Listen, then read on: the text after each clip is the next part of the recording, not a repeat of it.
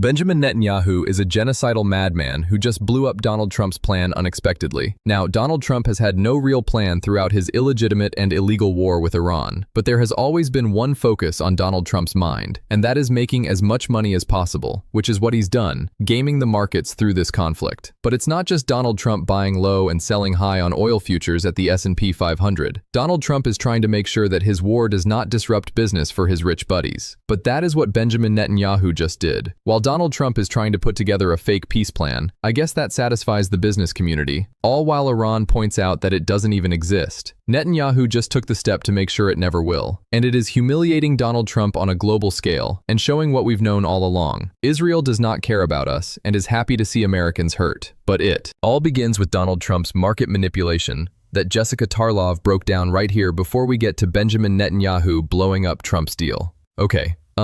But Jesse also stumbled upon probably the whole point of this, which is that Donald Trump wanted to make sure that the stock market, and perhaps more importantly, the bond market, was doing better. And if you remember back to Liberation Day, it was the bond market that rattled him into pulling those first set of tariffs off. You even then said, oh, by Friday, when the market closes, then maybe we'll just blow Carr Island out. So if he's just manipulating the markets to be able to buy himself the leeway to do this, and we should note as well that there are folks being investigated who made a lot of money today. So I don't know if someone got tipped off that he was about to post on Truth Social at that time, that whatever you brought it up, I actually didn't bring it up. You did. Roll back the tape. I didn't bring up whether it was a bipart there. The difference between what you think how much gelato Nancy Pelosi has and what Donald Trump is doing with manipulating the market to this level is ridiculous. Few things that are important. This diplomatic solution that they rolled out on potentially for on Friday that looks remarkably like the JCPOA, which they ripped up, except that the Iranians get $15 billion in sanctions relief beside, compared to the $1.7 billion that they got under Obama, which was returning of their money plus interest. You Scott Bessent being on TV instead of Marco Rubio or Pete Hegseth or J.D. Vance is interesting. Then you have the Lindsey Graham component to all this. I'm sure you saw that he said, "We did a WEMA. We could do this." When there are 26,000 casualties out of a WEMA, that is exactly what the American people do not want.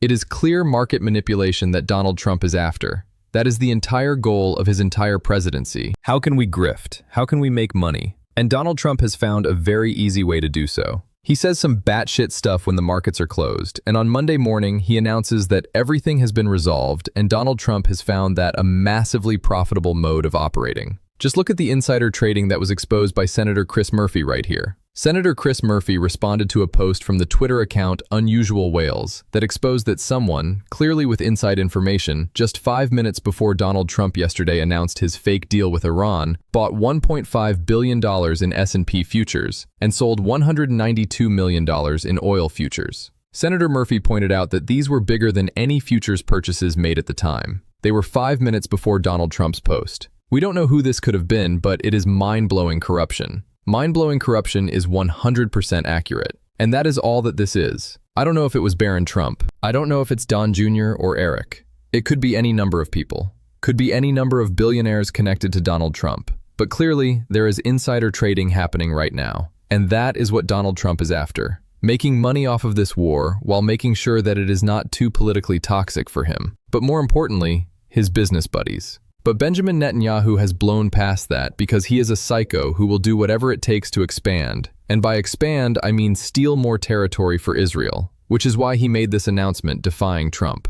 Netanyahu says Israel will continue to attack Iran despite Donald Trump's de-escalation post. Yesterday, Israeli Prime Minister Benjamin Netanyahu said his country will continue smashing Iran while the United States discusses a potential deal to end the war with what's left of Iran's leadership. Netanyahu shared the update in a video post a few hours after Donald Trump said the US and Iran held productive conversations on a potential end to hostilities. Of course, we know that's not actually a real conversation. But Trump also announced a temporary halt on his plan to bomb Iran's power plants. Of course, Iran responded saying if Trump did so, they would fire back on other Middle East countries, which was set to start Monday night. And Donald Trump decided to retreat. Netanyahu, in a brief video posted on Twitter, said that he had spoken with our friend Trump on Monday, yesterday, and that he believes there is an opportunity to leverage the tremendous achievements we have reached alongside the US military, to realize the goals of the war through an agreement that will safeguard our vital interest. He then said, though, Israel will continue to strike Iran, as well as Lebanon, for no purpose at all except for the Greater Israel Project while the sides negotiate. We are smashing the missile program and the nuclear program, and we continue to deal severe blows to Hezbollah, Netanyahu said. So Donald Trump is trying to more broadly suggest to the business community in the markets, in an effort to prop up the stock market, to prop up the Dow, to prop up the S&P 500, which of course insiders with information connected to Trump are buying up. And Netanyahu is saying, well I'm a genocidal maniac, and I'm going to continue to bomb and bomb and bomb so that we can settle land that isn't ours, break international law, and commit more apartheid. That is what Netanyahu is saying, I don't care about Donald Trump's negotiations, which by the way aren't real, and I can promise you what will make them really not real. The continued bombing of Iran by Israel, that is certainly not going to spark up any negotiations. If Donald Trump is retreating to try to get Iran to come to the table, I can promise you Israel escalating isn't going to help. Considering the only reason that we are in this war in the first place is because Israel forced us into it, because Donald Trump is so weak and pathetic, because he is so stupid, and because Israel controls so much of our government and our foreign policy. But Netanyahu is essentially saying to Donald Trump, I don't care about a peace deal. I don't care about an outline of a peace deal. I don't care about starting discussions around a peace deal. You are going to stay in this war. I don't care if the price of oil is exploding. I don't care if 13 Americans have died. Netanyahu doesn't care. He wants to see you suffer, and he's going to coax Donald Trump into making that happen. That is what he is announcing. And he's doing it very publicly, because he knows that he's got the cards on Donald Trump. Whether that's just because so many in our government are just beholden to Israel because of AIPAC or DMFI or other Israeli lobbying groups, or I don't know, Jeffrey Epstein was likely a MSAD agent. The Israeli government probably has dirt on Donald Trump. I don't think we talk about that enough. But Netanyahu is making it clear he'll do whatever he wants to the detriment of Americans as Donald Trump's term collapses. He does not care. He sees himself as the one with all the power. That is incredibly scary if you are worried about the long-term future of this conflict that never should have started. Except it only did because Israel controls the United States. That is terrifying. But that is what we are seeing right now. Netanyahu is saying no to Donald Trump's fake peace deal. It is a fake peace deal. He won't even let him get close to a real peace deal. I don't think Donald Trump's going to achieve peace in the Middle East. I think he's going to retreat and declare victory. But Netanyahu won't even let him do that. That is humiliating. That is the person running our country right now. It's Benjamin Netanyahu, and I'm sick and tired of it. And I'm tired of any Democrat who will apologize for him, who will apologize for his regime, who will apologize for the majority of Israelis, by the way, who want this, who don't care about Americans, who are happy for them to die. I'm tired of so many people talking about this conflict like it's just Netanyahu. No, it is the entire state, the entire illegitimate state. Let's make that very clear. And if we don't acknowledge that, if we don't talk about what is systemic and not just a singular individual, we will wind up with these same problems again. Donald Trump is a symptom of the sickness of American politics in the same way that Benjamin Netanyahu is in Israel. There are those who are more far-right than him in his own coalition government. We need to cut off and end this parasitic relationship. That is the only way. That is the only way. That is the only way that we can start improving as a country, and that our foreign policy can change. And this interventionism on behalf of the most radical Zionists who control our country will end. And we'll stop wasting billions and trillions in the Middle East. And then we'll start actually prioritizing what we pay for Israelis to have in Israel. Free healthcare, free college, free childcare. And we stop pretending like this is some ally. It's just not the truth. I hear all the time these Zionists or defenders of Israel talking about how there's democracy and a free press. Netanyahu, much like Trump, is a criminal. There's no democracy, first of all, in Israel, because there are not equal civil rights shared by Palestinians that live in Israel.